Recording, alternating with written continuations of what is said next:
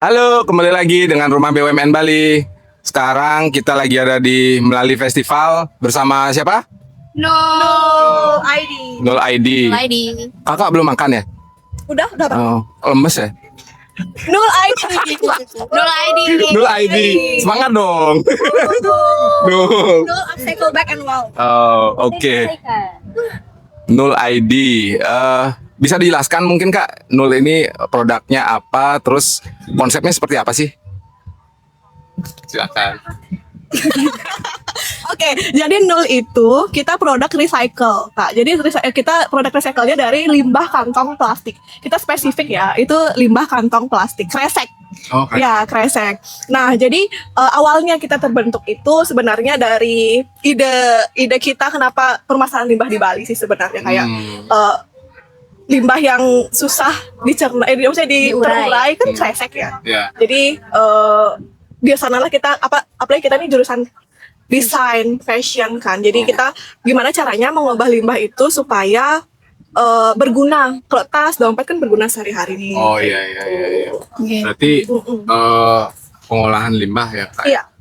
Untuk prosesinya berarti Kakak sendiri yang misalnya ngejahit, yang motong-motong atau kayak gimana?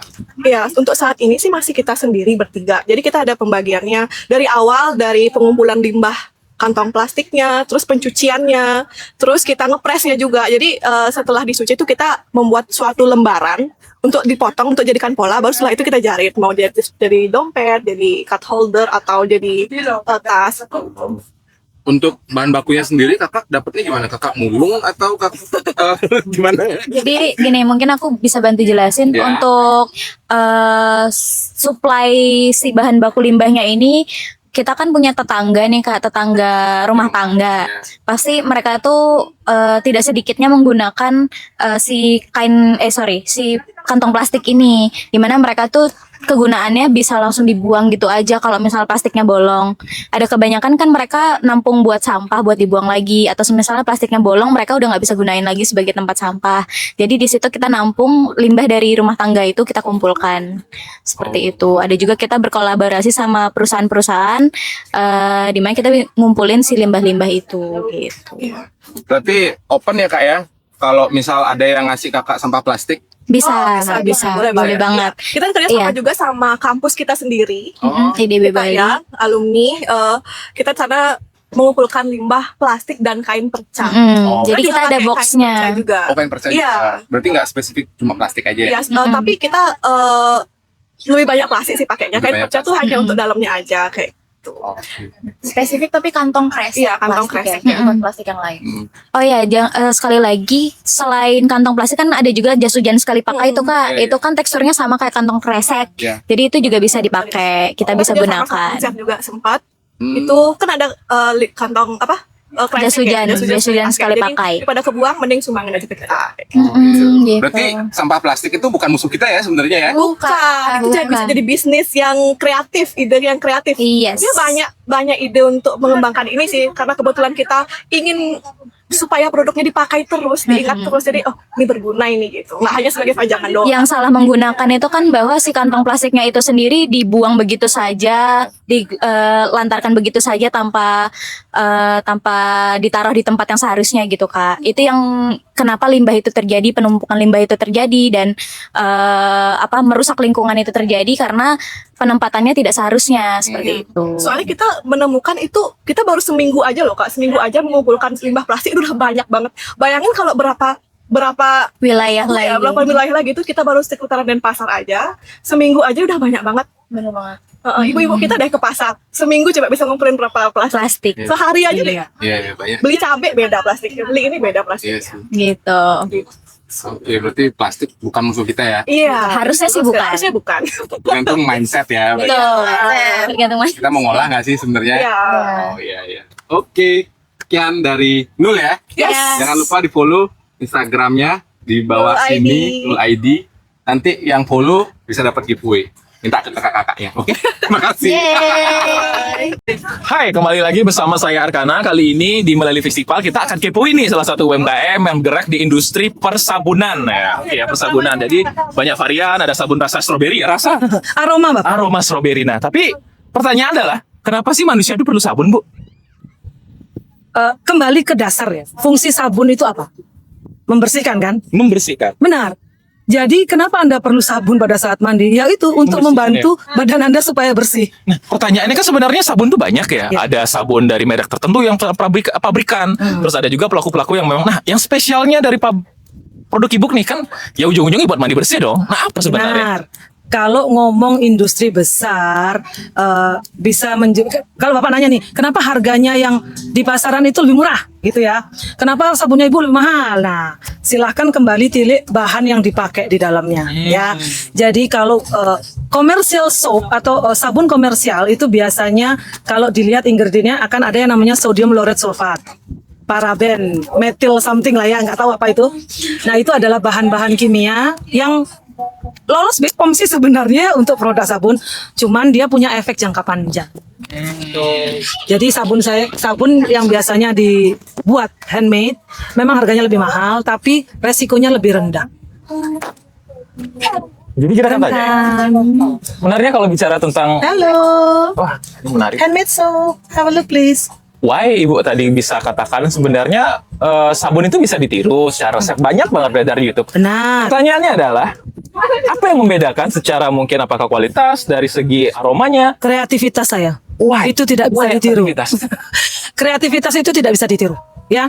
Mungkin Anda bisa meniru, tapi kalau orangnya memang benar-benar kreatif, pada saat satu orang meniru produknya dia akan maju untuk bikin produk baru. Jadi kreativitas itu limitless ya, benar ya? Limitless, Unlimited gitu ya. Oke, Jadi unlimited tidak ada ya. batasan untuk kreativitas ini. Silakan tiru sabun saya nggak apa-apa.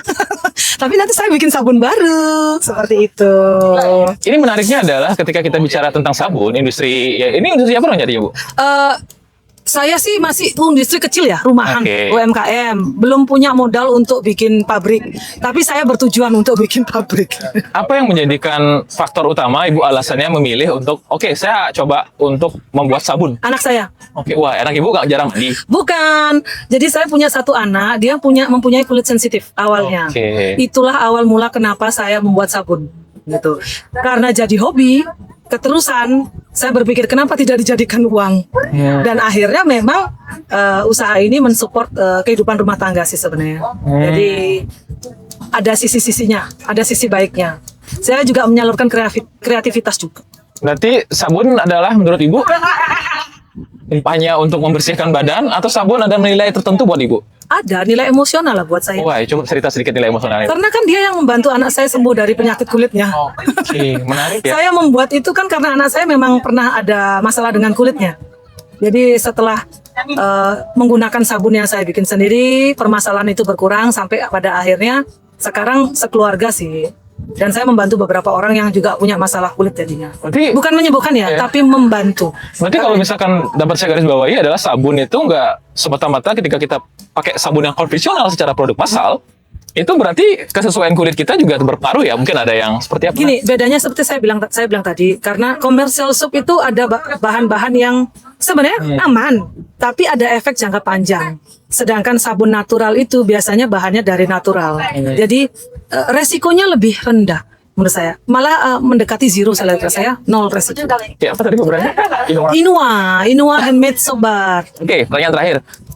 Inua itu apa sih? Dan wah, Oh, brandnya. brand Inua itu apa sih? Sebenarnya Inua itu berasal dari nama anak saya, Inusa Awa. Jadi ide itu datang karena kebingungan mencari nama. Jadi saya gabungkan aja nama dua anak saya, Inusa dan Awa. Inua jadi. Oke guys, hari ini kita diskusi secara singkat mengenai produk sabun. Tentunya kalau bicara tentang sabun secara handmade, ada produk Inua yang memang dibuat untuk khususnya membantu gitu ya beberapa anak kayak kulit sensitif lah bahasanya seperti itu. Konsep dasar saya awalnya. Ya, oke, ini menarik ya, base konsep berdasarkan dari problem yang dia miliki dijadikan sebuah produk. Nah, nanti sampai ketemu lagi di UMKM selanjutnya Maju. Halo, melalui UMKM di sini. Hari ini kita ketemu sama salah satu UMKM yang ikut terlibat di festival melalui UMKM bersama Bapak Adi. Silakan Pak, perkenalkan diri. Yes. Assalamualaikum warahmatullahi wabarakatuh. Om Swastiastu. Selamat sore. Salam sejahtera sehat buat kita semua. Dan yang berpuasa, selamat menjalankan ibadah puasa. Terima kasih. Mas Brian. Jadi yang pasti kita UMKM sangat bahagia, happy banget bisa berkontribusi dengan kegiatannya dari Rumah BUMN Bali yang sangat-sangat keren, dan tentunya ini sebagai event pertama bisa menjadi bukan hanya pertama. Artinya bisa seterusnya, mungkin regulernya saya nggak tahu apakah sebulan sekali atau 3 bulan sekali, nanti bisa. Tapi poinnya ini kegiatan positif banget. Oke. Baik, untuk di sini Pak, ini kan kebetulan sama malam minggu ya. Gimana pendapat Bapak? Apakah penjualannya lancar atau seperti apa? Bisa disampaikan dengan jujur Pak? Ya, alhamdulillah sejauh ini secara penjualan kita sudah ada penjualan gitu ya. Karena memang tentunya UMKM yang hadir di sini memang sudah dipilih oleh Rumah BUMN, sehingga memang produk-produk yang unik, ya, produk-produk yang fully handmade dan asli Bali. Makanya nggak heran kalau peminatnya juga tidak sedikit yang hadir dan mereka tertarik untuk membeli di festival ini. Salah satunya kipas dari Bapak ya. Jangan lupa dibeli. Bisa di-share mungkin Pak Instagram Oke. atau tempat penjualan Baik, gimana? siap. Terima kasih. Jadi untuk saat ini kita setiap weekend selalu ada di Sunday Market di daerah Uluwatu, dan untuk Instagram bisa cek di sini, ada di tenunalus.indonesia. Oke. Jadi bisa cek di sini karena di situ juga akan ada terlihat beberapa produk, dan kalau mau order jangan ragu. Dan yang pasti tenun alus dengan simpel bergaya, budaya mendunia. Wis, mantap. Terima kasih Terima banyak. kasih banyak Pak. Terima kasih.